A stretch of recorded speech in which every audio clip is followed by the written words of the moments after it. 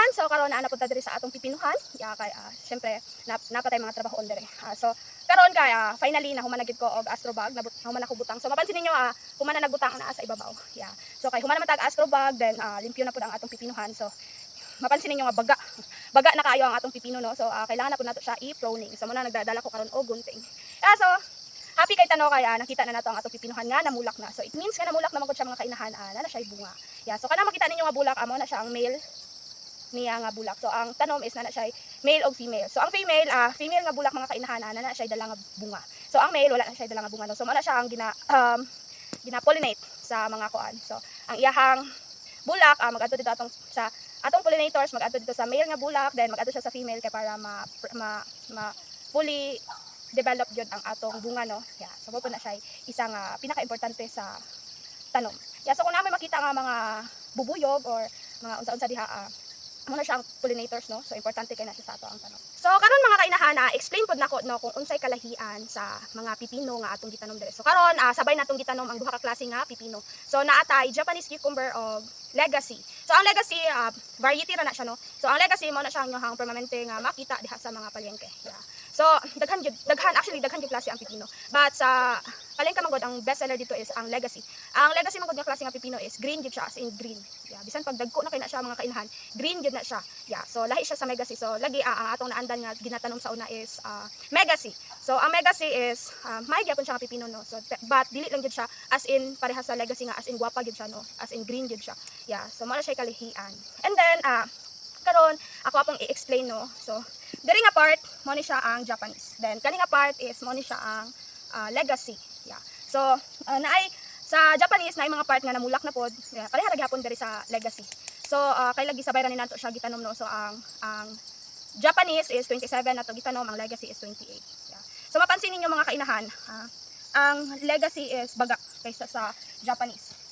So karon kay lagi mag-cloning ta, so mas dali para sa kuha, mas dali i-cloning ang Japanese kaysa sa legacy. So kay ang Japanese manggod dili siya nagasanga. Ang iyahang bunga is naagid sa iyahang lawas. Dili siya pareha sa legacy nga kusog kaayo mo sanga ang legacy, no. So kanang sanga dili pud gyud nato siya pwede ipadayon. So ang legacy first sanga niya dapat modala ra gyud na siya isa ka bunga. So mo na siya ang purpose sa pruning, no. So ato asyang gina-control kay bisan pa man gud butang nato na mga sanga nga tambok ayo, pero wala na siya dala nga bunga. So ang mabuo ra gyud ana niya nga bunga isa ra gyud. So bisan pa og putlo na nimo siya sa dili, isa ra gyud na siya ka bunga ang mabuhi ana. So kung imo siyang ipadayon, kung dili na to siya i-pruning, mag-consume ra siya og nutrients, and then wala siya bunga isa ra, o di ba? So putlo na lang nato siya samtang sayo pa, no. So ang akong ginabuhat pod sa pruning mga kainahan, magkuha ko og dahon nga duha ka buok. After sa duha ka buok, sanga naman na siya sa ikatulo. So ang sanga ako asyang gina-control. So pareha kani. So kani siya, bunga ni siya, no. So dili na ko siya putlon. So dili na ko siya ipuok dito, no.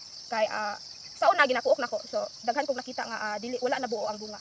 So mas maayo di ay nga dili nimo siya ipuok sa diri ra. So karon kani kay sanga man ni siya, ang ubos ana mga kainahan is dahon ra na siya. So mo na siya tong dahon niya nga katong gamay pa siya. So ato siya ang putlon, no, kay para sa kuha wala siya pulos. Kay maabot ra gyapon ang time nga malaya ra gyapon siya, then wala siya bunga, wala siya ginadala nga bunga. So kay instead nga mag-consume siya og nutrients, so ato lang siya ang putlon. Kay para katong nutrients nga iyang i-consume, so ma-consume to sa mga sanga nga naay bunga. So inani siya.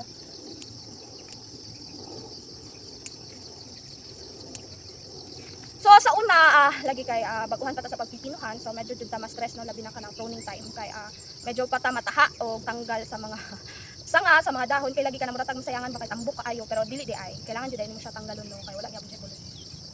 So karon dali na lang sa ako ang pag-pruning kay naanad ako. So dali na lang kay kabalo naman ko kung unsa ang akong tanggalon. So bisan pag makita ko og bunga, as long as kailangan siya tanggalon, ginatanggal jud ako siya. So sa una kay ay naay bunga, sayang.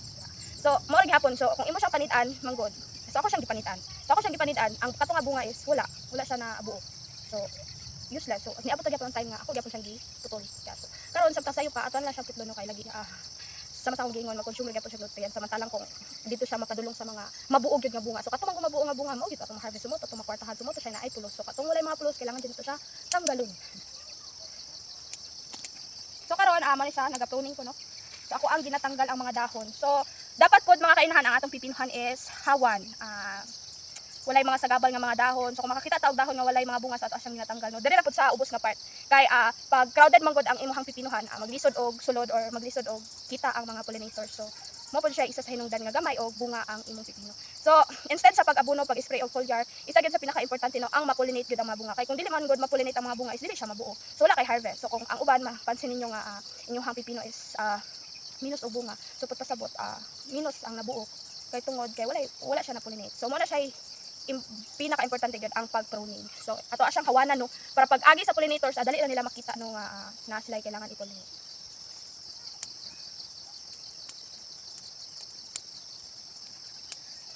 So karon mga kainahan kani pa lang lawas sa pipino na nagitay nakita nga gikaon na pud sa manok. So time na pud no nga kulungon gyud nato ato ang manok. So ang among ginahimo mo sa among manok is amo silang ginakulong or amo na pud silang ginabugan. So karon kay namunga naman atong pipino kailangan na pud nato sila kulungon kay ginakaon nila ang mga gagmay pang bunga sa atong pipino. Yeah. So karon na nako nabalaan. So bantay lang yun. Kulungon.